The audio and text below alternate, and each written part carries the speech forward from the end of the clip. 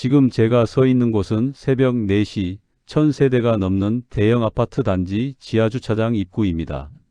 창고 문을 열고 들어서면 늘 같은 자리에 놓인 낡은 청소 도구함이 저를 기다립니다. 세제 냄새가 배어든 고무장갑을 집어듭니다. 청소 도구를 챙겨 들고 첫 번째 동으로 향하는데 허리가 욱신거립니다. 한 계단 한 계단 오르내릴 때마다 허리에서 찌릿한 통증이 올라오지만 이제는 익숙합니다. 1년 전 택시 운전대를 잡을 때 시작된 이 통증은 이제 제 몸의 일부가 되었습니다. 그땐 몰랐습니다. 택시가 제 노후의 마지막 선택이 될 줄은. 아파트 주민들이 하나둘 출근 준비를 하며 지나갑니다. 정장을 빼입은 30대 남성은 저를 쳐다보지도 않고 빠르게 걸어갑니다. 유모차를 끌고 나오는 젊은 엄마는 수고하세요 라고 무심하게 던지고 지나갑니다. 문득 1년 전 제가 택시를 몰 때가 떠올랐습니다. 그때도 새벽 4시면 눈을 떴습니다. 하지만 그땐 운전대를 잡으러 나갔고 손님을 기다렸으며 매출을 계산했습니다. 지금은 걸레를 들고 계단을 오르며 남이 버린 쓰레기를 치웁니다. 한때 생산 라인 100명을 책임지며 팀장님이라 불리던 제가, 1억 6천만 원짜리 택시 면허를 샀던 제가 이제는 그저 새벽 청소 아저씨일 뿐입니다. 이제 어디서부터 잘못됐는지 말해보려 합니다. 저는 남들이 흔히 말하는 대로 성실함 하나로 29년을 버텨온 사람이었습니다. 중소자동차 부품 공장에서 신입 생산직으로 입사해 그 회사의 전체 생산 라인을 총괄하는 팀장 자리까지 올랐으니 제 인생의 궤도는 그 누구보다도 안정적이고 모범적이었다고 감히 자부할 수 있습니다. 자동차 부품 생산이라는 분야는 단 하나의 불량품도 용납되지 않는 냉철한 세계였습니다.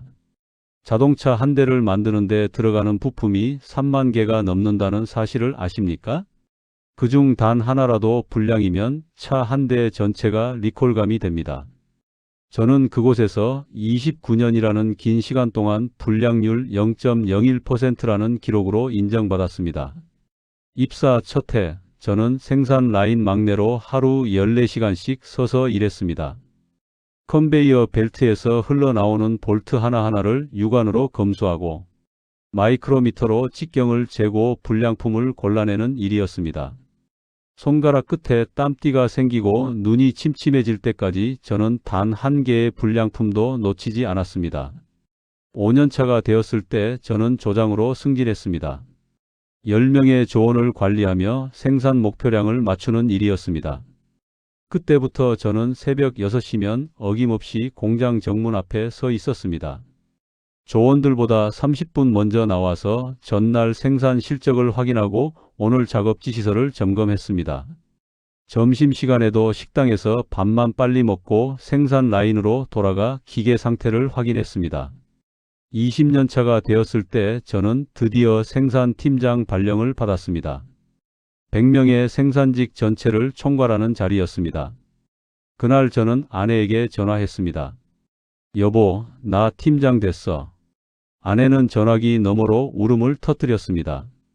고졸 출신으로 입사해서 20년 만에 팀장까지 오른 것이 얼마나 대단한 일인지 우리 부부는 누구보다 잘 알았습니다. 팀장이 되고 나서 저는 더욱 철저해졌습니다.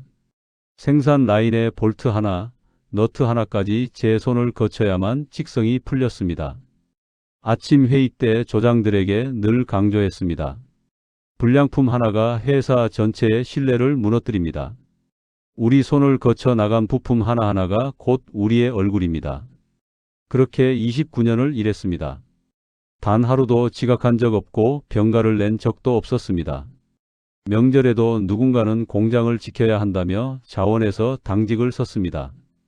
회사 창립 기념일에는 25년 근속상을 받았고 28년 차에는 모범사원 표창까지 받았습니다.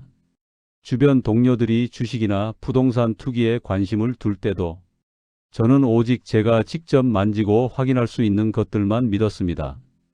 야, 요즘 강남 아파트값 엄청 오른대. 너도 하나 사놔. 동료들이 권했지만 저는 고개를 저었습니다. 나는 내 손으로 만질 수 있는 것만 믿어. 빚내서 집 사는 건 내 성격이 아니야. 눈에 보이지 않는 허상 같은 투자는 제 성격과 맞지 않았습니다. 저는 그런 투기적인 방식은 저처럼 철두철미한 사람에게는 어울리지 않는다고 여겼습니다. 대신 저는 매달 월급에서 일정 금액을 떼어 적금을 들었고 회사 퇴직연금에 꼬박꼬박 넣었습니다. 아내 역시 공장 근처 식당에서 오랜 시간 일하며 제 근면을 뒷받침해 주었습니다.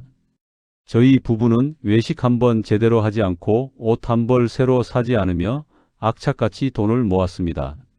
첫째 아들이 대학 갈 때도 등록금 대출 한 푼 받지 않고 현금으로 냈고, 둘째 딸 결혼할 때도 남부럽지 않게 혼수를 장만해 줬습니다.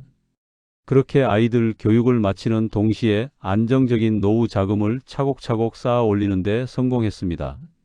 퇴직 직전까지 모았던 돈과 29년간의 퇴직금을 합쳐 3억 2천만 원이라는 금액을 손에 쥐었습니다.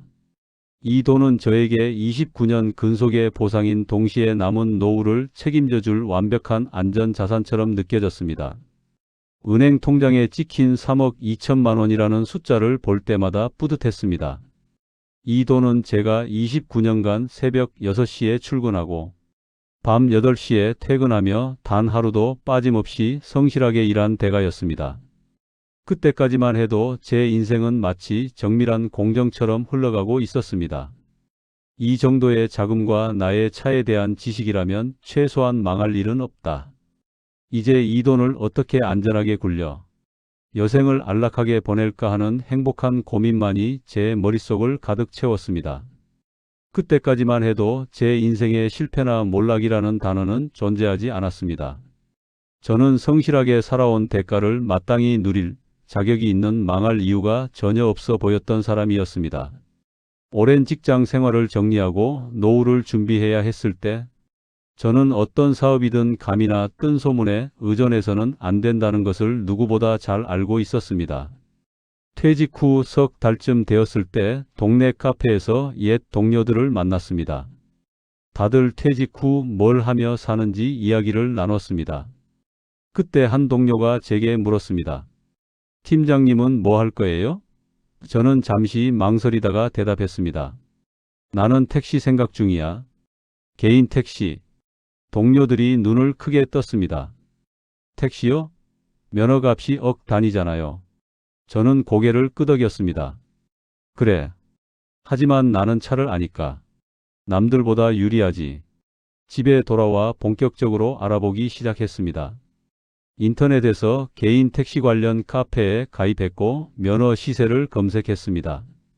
서울은 2억 원이 넘었고 경기도는 1억 6천만 원 선이었습니다. 적지 않은 돈이었지만 저는 이것이 오히려 기회라고 생각했습니다. 노트에 계산을 시작했습니다. 29년간 생산 목표량을 계산하고 불량률을 계산하던 습관대로 꼼꼼하게 숫자를 적어 내려갔습니다. 하루 운행시간 10시간, 월 근무일 25일, 하루 평균 매출 목표 15만 원, 월 매출 375만 원, 유류 70만 원, 보험료 및 경비 50만 원, 순수익 250만 원. 계산이 딱 떨어졌습니다. 이 정도면 부부가 넉넉하게 살 수 있는 금액이었습니다. 게다가 저는 차를 알았으니까 정비비를 크게 절감할 수 있다고 생각했습니다. 그날 저녁 아내에게 말했습니다. 여보, 나 개인 택시 할까봐. 아내가 놀란 표정으로 저를 쳐다봤습니다. 택시요? 면허값이 얼마인데요? 1억 6천만 원이야. 경기도 기준으로. 아내가 한숨을 쉬었습니다. 그 돈이면 우리 노후 자금 절반이 넘잖아요. 저는 노트를 꺼내 아내에게 보여줬습니다. 봐봐. 내가 계산해 봤어. 한 달에 250만 원은 벌 수 있어. 게다가 나는 차를 아니까 정비비도 절감할 수 있고. 아내는 여전히 불안한 표정이었습니다. 그래도 너무 큰 돈 아니에요? 만약에 안 되면 어떡하려고요? 저는 자신 있게 대답했습니다. 안 될 게 뭐가 있어? 특별한 기술 없이 운전만 하면 되는걸? 거기다 나는 29년간 차를 만든 사람이야. 엔진 구조도 알고 정비도 할 줄 알아. 그리고 봐봐. 면허는 부동산이랑 똑같아. 값이 떨어지지 않아. 최악의 경우에도 면허 팔면 원금은 건지는 거야. 그 말에 아내가 조금 안심하는 것 같았습니다. 정년도 없고요? 그렇지. 건강하면 하는 데까지 하면 되는 거야. 다음 날부터 본격적으로 준비에 들어갔습니다. 개인 택시 운송 사업 면허 취득 조건을 알아봤습니다. 만 60세 이상, 무사고 운전 경력 5년 이상이면 가능했습니다. 저는 30년 넘게 자가용을 몰았고 단 한 번도 사고를 낸 적이 없었습니다. 자격 요건은 완벽하게 충족했습니다. 필기시험을 봤습니다. 교통법규와 운송사업 관련 문제들이었는데 29년간 매뉴얼을 달달 외우며 일했던 저에게는 식은 죽 먹기였습니다. 적성검사도 받았습니다. 시력, 청력, 반응 속도 등을 측정하는 검사였는데 63 살치고는 모든 항목에서 우수 등급을 받았습니다. 검사관이 말했습니다. 나이에 비해 건강하시네요. 택시 하시기에 딱 좋으십니다. 그 말을 듣고 저는 더욱 확신을 가졌습니다. 그래, 나는 남들과 다르다. 29년간 새벽 6시에 출근해서 밤 8시에 퇴근하며 단련된 체력이 있다. 이 정도면 택시 운전쯤은 가볍게 할 수 있어. 면허 매물을 알아보기 시작했습니다. 인터넷 카페에 올라온 양도 글들을 하나하나 확인했습니다. 가격은 1억 5천만 원에서 2억까지 다양했습니다. 저는 경기도 성남 지역 면허를 1억 6천만 원에 매입하기로 결정했습니다. 양도인은 70대 후반의 할아버지였습니다. 커피숍에서 만났을 때 그분이 말했습니다.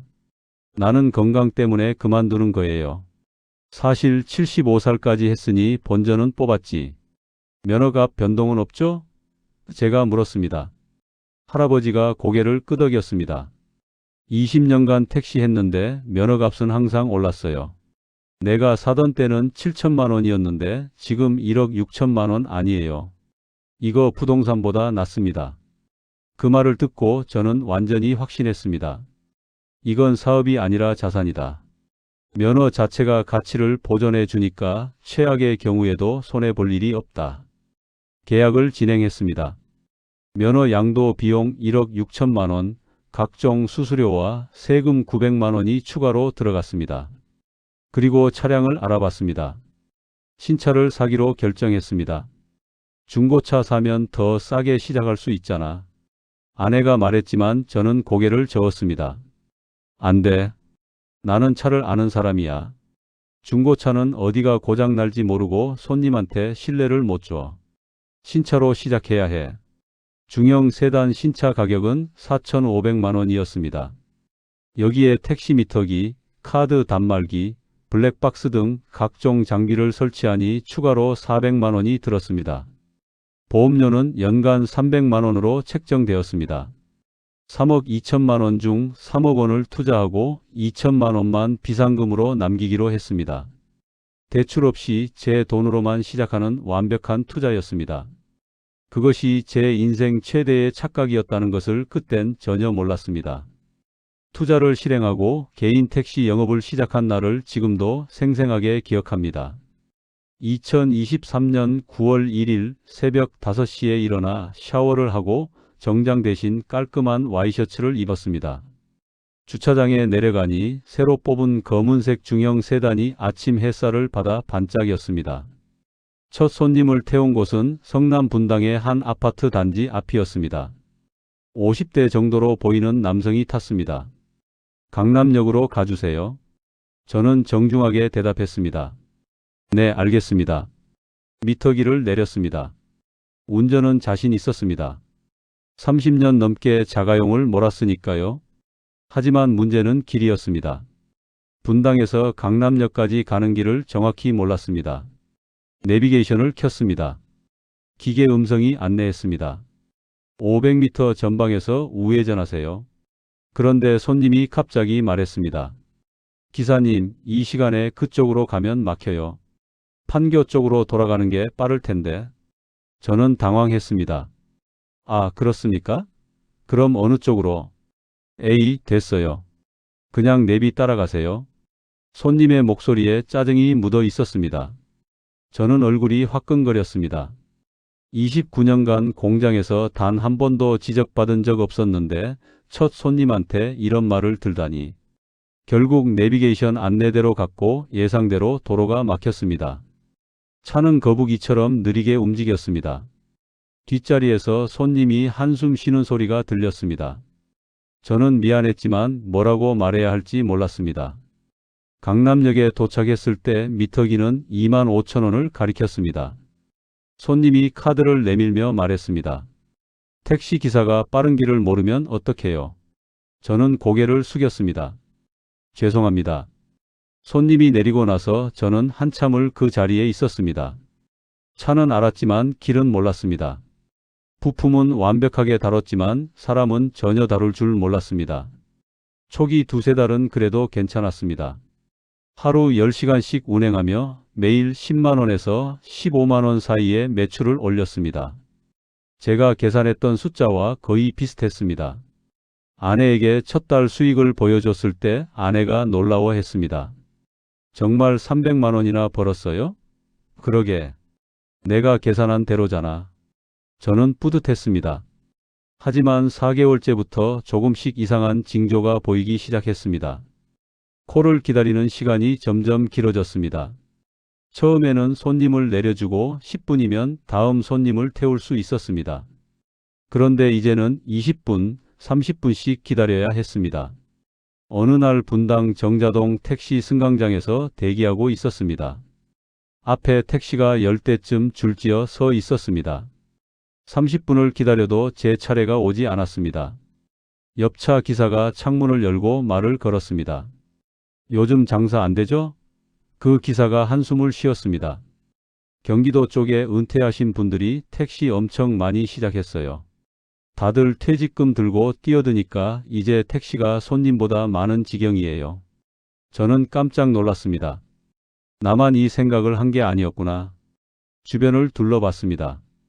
택시 승강장에 줄지어 선 택시들이 보였습니다. 모두 깨끗한 새 차들이었습니다. 저처럼 퇴직금 들고 시작한 사람들이었습니다. 얼마 지나지 않아 하루 매출이 10만원 아래로 떨어지기 시작했습니다. 8만원, 7만원, 어떤 날은 5만원밖에 못 벌었습니다. 버는 돈은 적어지는데 고정비는 똑같으니 순수익은 거의 없다시피 했습니다. 어느 날 인터넷 택시 카페에 충격적인 글이 올라왔습니다. 경기도 개인 택시 면허 시세 하락. 1억 6천만 원에서 1억 3천만 원으로 조정. 저는 그 글을 보고 숨이 멎는 것 같았습니다. 불과 반년 만에 3천만 원이 증발한 것입니다. 댓글들을 읽어 내려갔습니다. 요즘 면허 팔려고 해도 안 팔려요. 1억 3천도 높게 본 거예요. 실거래는 1억 원도 안 돼요. 저도 급매로 내놨는데 연락 오는 사람이 없어요. 저는 노트북을 덮었습니다. 손이 떨렸습니다. 부동산처럼 안전하다고 믿었던 면허가 이렇게 쉽게 가치를 잃을 수 있다니. 그날 밤 잠을 이룰 수 없었습니다. 아니야, 이건 일시적인 현상일 거야. 내가 길을 익히고 손님 응대를 잘하면 다시 매출이 올라갈 거야. 면허값도 다시 회복될 거야. 저는 필사적으로 제 자신을 합리화했습니다. 29년간 공장에서도 처음 입사했을 때 힘들었지만 결국 팀장까지 올라가지 않았어? 조금만 더 버티면 괜찮아질 거야. 그땐 몰랐습니다. 제가 외면했던 이 작은 매출 하락이, 이 작은 면허값 하락이 사실은 제가 쌓아 올린 모든 자산을 삼켜버릴 거대한 균열의 시작이었다는 것을요. 첫 균열 이후의 상황은 제가 공장 팀장으로 재직하며 겪었던 그 어떤 생산, 차질보다도 빠르게 통제 불능 상태로 치닫기 시작했습니다. 문제는 이제 제가 통제할 수 있는 영역을 완전히 벗어났습니다. 제 인생에서 가장 합리적이었다고 자부했던 선택이 무너지기 시작하자 돈과 함께 저의 건강과 아내와의 관계까지 마치 도미노처럼 동시에 흔들리기 시작했습니다. 가장 먼저 저를 덮친 것은 건강이었습니다. 회사를 다닐 때에도 하루에 몇 시간씩 걸어 다녔지만 택시 운전은 완전히 달랐습니다. 하루 12시간 이상을 좁은 운전석에 앉아 있어야 했고 몸을 거의 움직이지 못한 채 같은 자세로 굳어 있어야 했습니다. 처음 한 달은 그저 허리가 뻐근한 정도였습니다. 저는 대수롭지 않게 파스를 붙이며 버텼습니다. 2달째가 되자 통증이 심해지기 시작했습니다. 아침에 침대에서 일어날 때 허리를 펴는데 5분이 걸렸습니다. 침대 모서리를 붙잡고 천천히 몸을 일으켰습니다. 아내가 걱정스러운 눈빛으로 바라봤습니다. 병원 가봐야 하는 거 아니에요? 괜찮아. 나이 들면 다 이래. 어느 날 통증은 오른쪽 다리로 내려오기 시작했습니다. 운전 중에 갑자기 다리가 저리고 발가락 끝에 감각이 없어지는 일이 반복되었습니다. 어느 날은 브레이크를 밟으려는데 다리에 힘이 안 들어가서 식은땀을 흘렸습니다. 그날 저녁 결국 병원에 갔습니다.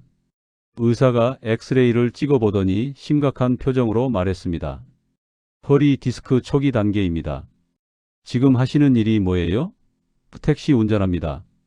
의사가 고개를 저었습니다. 택시요? 그거 최악이에요. 장시간 앉아있는 자세가 디스크에 제일 안 좋거든요. 당분간 운전 시간을 줄이셔야 합니다. 저는 고개를 끄덕이며 병원을 나왔지만 의사 말을 들을 수 없었습니다. 수입이 줄어드는 상황에서 운전 시간을 줄인다는 것은 곧 파산을 의미했습니다. 그날부터 저는 약국에서 진통제를 샀습니다. 하루 3번 먹으라고 했지만 저는 4번, 5번 먹었습니다. 약을 먹으면 두어 시간은 버틸 수 있었습니다. 통증이 잠시 가라앉는 동안 운전대를 잡았습니다. 2번째 충격은 면허값 하락 소식이었습니다. 인터넷 택시 카페에 올라온 글을 보고 저는 눈을 의심했습니다. 경기도 개인 택시 면허 급매 1억 원에 양도합니다. 제가 1억 6천만 원에 샀던 면허가 1억 원으로 떨어진 것입니다. 불과 반년 만에 6천만 원이 증발했습니다. 그날 밤 아내에게 말하지 못했습니다. 어떻게 말합니까? 우리가 아끼며 모은 돈이 반년 만에 6천만 원 날아갔다고. 저는 혼자 끙끙 앓았습니다. 3번째는 플랫폼 경쟁에서의 패배였습니다. 카카오티라는 시스템이 본격적으로 도입되면서 젊은 기사들은 스마트폰을 능숙하게 다루며 콜을 쓸어갔습니다. 저는 스마트폰 사용 자체가 어려웠습니다. 콜 알림이 떴을 때 어떻게 수락하는지 헷갈렸습니다. 그 사이에 다른 기사가 먼저 잡아갔습니다. 하루에 10번도 넘게 이런 일이 반복되었습니다. 그리고 가장 아팠던 것은 아내와의 관계였습니다. 매일 밤 허리 통증에 신음하며 집에 돌아오면 아내는 걱정스러운 눈빛으로 바라봤습니다. 그만두고 다른 일 알아보는 게 낫지 않겠어요? 처음에는 부드럽게 말했습니다. 하지만 저는 듣고 싶지 않았습니다. 아직 안 돼. 조금만 더 버티면 괜찮아질 거야. 아내가 한숨을 쉬었습니다. 언제까지 버틸 건데요? 당신 허리 보세요. 걸음걸이도 이상해졌어요. 저는 짜증이 났습니다. 당신이 뭘 알아? 나는 29년간 성실하게 살아왔어요. 이 정도 고비는 넘을 수 있다고. 목소리가 높아졌습니다. 아내는 더 이상 말하지 않고 방으로 들어가 버렸습니다. 그날 이후 아내와의 대화는 점점 줄어들었습니다. 식사할 때도 서로 말이 없었습니다. 저는 아내가 저를 원망한다는 것을 알았습니다. 3억 원을 투자해서 한 달에 100만 원도 못 버는 남편을 어떻게 원망하지 않겠습니까? 하루는 운전 중에 갑자기 어지러움이 왔습니다. 손님을 태우고 가던 중이었습니다. 시야가 흐려지고 핸들을 잡은 손에 힘이 빠졌습니다. 저는 급히 차를 길가에 세웠습니다. 손님이 놀라서 물었습니다. 기사님, 괜찮으세요? 죄송합니다. 잠깐만요. 저는 진통제를 꺼내 물 없이 삼켰습니다. 손님 앞에서 약을 먹는 모습을 보이고 싶지 않았지만 어쩔 수 없었습니다. 5분쯤 지나자 약이 듣기 시작했습니다. 다시 차를 몰았습니다.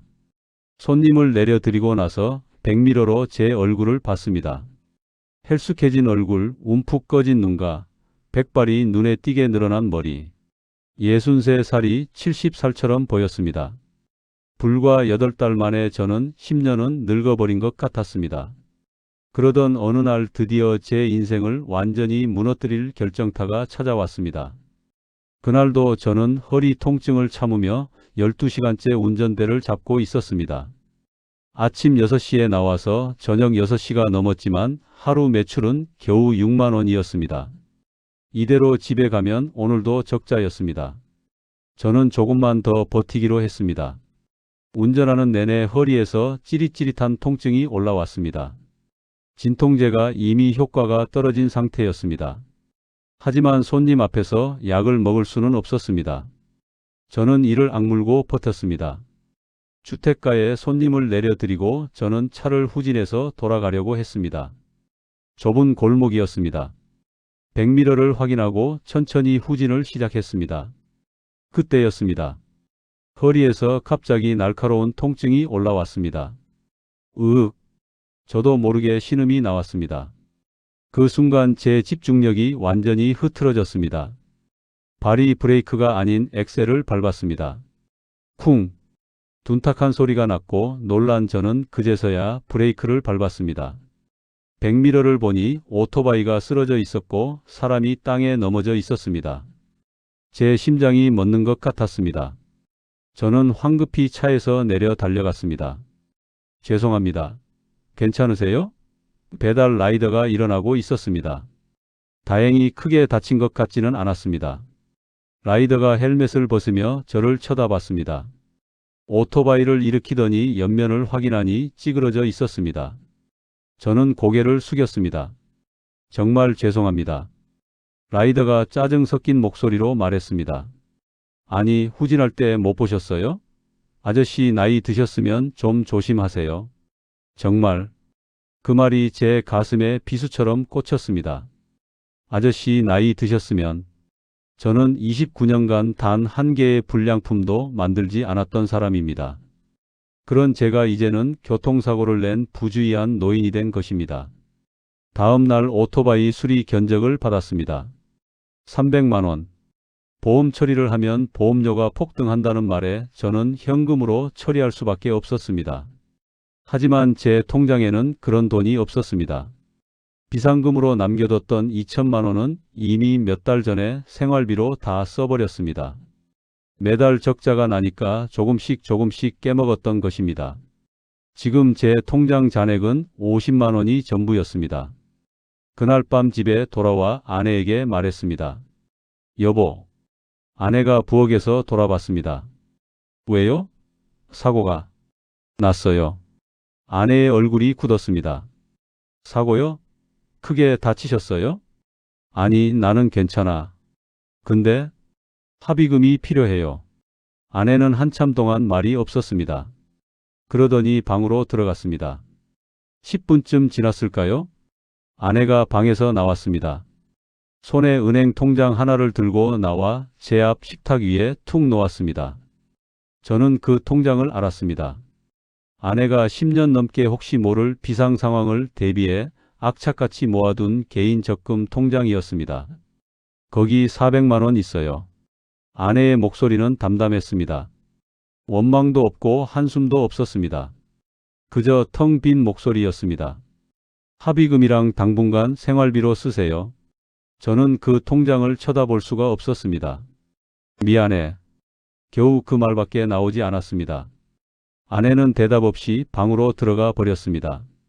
그날 밤 저는 그 통장을 들고 한참을 앉아 있었습니다.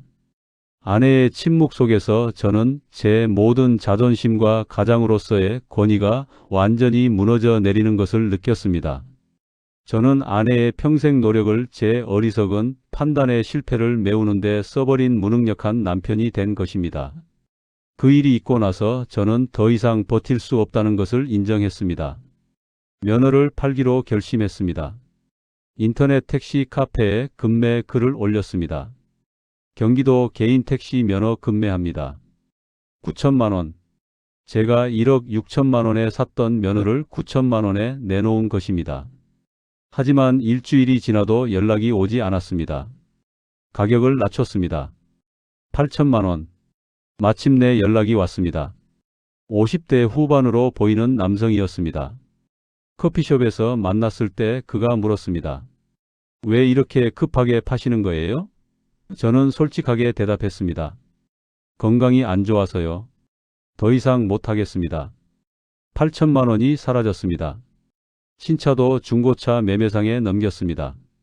4,500만 원 주고 산 차량을 얼마에 팔 수 있냐고 물었습니다. 매매상 사장이 차를 한 바퀴 돌아보더니 말했습니다. 1년 됐죠? 주행 거리가 8만 킬로네요. 2천만 원 드릴게요. 2천만 원이요? 4,500만 원 주고 샀는데. 중고차가 다 그래요. 특히 택시로 굴린 차는 값이 더 떨어져요. 저는 2천만 원에 팔 수밖에 없었습니다. 양도 계약서에 도장을 찍는 날 면허를 사러 온 남성이 저에게 물었습니다. 그래도 1년 하셨으면 경험은 쌓으셨죠? 저는 잠시 망설이다가 솔직하게 대답했습니다. 차를 아는 것과 택시를 하는 것은 완전히 다르더군요. 그는 고개를 끄덕이며 떠났지만 저는 그 자리에 한참을 서 있었습니다. 커피숍 창밖으로 그가 멀어지는 모습이 보였습니다. 제가 8천만 원의 손해를 보고 판 면허를 들고 희망에 차서 걸어가는 뒷모습이었습니다. 저는 1년 전 제 모습을 보는 것 같았습니다. 그에게 뭐라고 말해야 할까요? 하지 마세요. 당신도 저처럼 망할 겁니다. 라고 말해야 할까요? 하지만 저는 아무 말도 하지 않았습니다. 1년 전에 저도 아무 말도 듣지 않았으니까요. 29년 장인 정신의 끝이 이렇게 초라할 줄은 몰랐습니다. 모든 것이 무너진 지금 저는 64살의 나이에 간신히 생활을 이어가고 있습니다.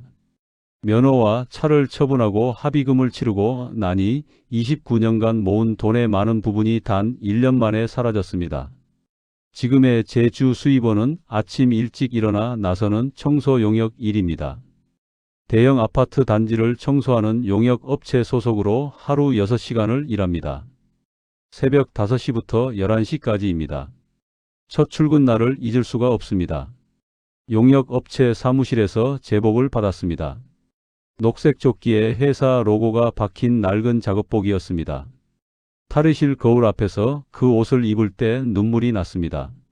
하지만 일을 시작하고 나서 이상한 감정을 느꼈습니다. 아이러니하게도 60이 넘은 이 나이에 하는 이 노동이 역설적으로 저에게 가장 안정적인 수입원이자 정신적인 평화를 주고 있었습니다. 청소 일은 단순했습니다. 정해진 구역을 정해진 시간 안에 깨끗하게 닦으면 끝이었습니다. 손님 눈치 볼 필요도 없고 길을 몰라서 혼날 일도 없고 매출을 걱정할 필요도 없었습니다.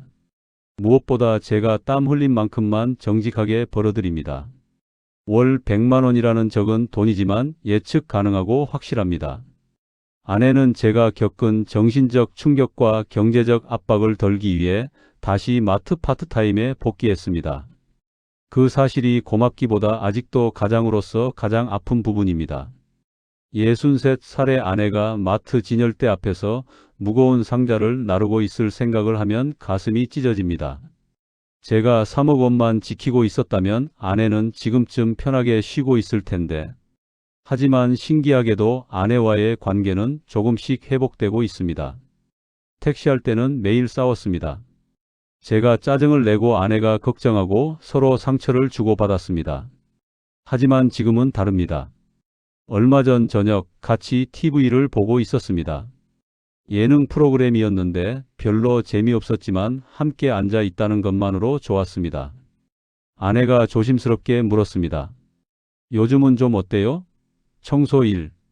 괜찮아. 힘들긴 한데 마음은 편해. 저는 솔직하게 대답했습니다. 아내가 고개를 끄덕였습니다. 돈은 적게 벌어도 건강한 게 중요해요. 당신 얼굴 보니까 예전보다 훨씬 나아 보여요. 정말 그랬습니다. 택시할 때는 매일 거울을 볼 때마다 늙어가는 제 얼굴이 보였습니다. 하지만 지금은 비록 몸은 힘들어도 얼굴에 생기가 돌아왔습니다. 제가 뼈 아프게 얻은 이 깨달음을 은퇴를 앞두고 제2의 인생을 꿈꾸는 후배들에게 진심으로 경고합니다. 첫째, 전문 분야라는 착각을 조심하십시오. 차를 만드는 것과 차로 장사하는 것은 완전히 다릅니다. 음식을 만들 줄 안다고 식당이 되는 게 아니고 글을 잘 쓴다고 작가가 되는 게 아닙니다. 기술과 사업은 전혀 다른 영역입니다. 둘째, 정년이 없다는 말에 현혹되지 마십시오. 그것은 위험이 끝없다는 뜻일 수 있습니다. 70까지 일할 수 있다는 것은 70까지 일해야만 먹고 산다는 뜻이기도 합니다. 셋째, 면허나 자격증이 자산이라는 환상을 버리십시오. 시장이 무너지면 아무 가치가 없습니다. 1억 6천만 원짜리가 1년 만에 반토막이 날 수 있습니다. 저는 아직도 새벽 4시면 눈을 뜹니다. 다만 이제는 손님을 기다리는 것이 아니라 저를 기다리는 아파트를 향해 걸어갑니다. 허리는 여전히 아프지만 마음만은 편합니다. 이 단순하고 정직한 노동이 저를 살리고 있습니다. 29년간 성실하게 살았던 것이 헛되지 않으려면 남은 인생이라도 제대로 살아야 한다고 생각합니다. 큰 욕심 부리지 않고 작은 것에 감사하며 아내와 함께 건강하게 늙어가는 것, 그것만으로도 충분합니다.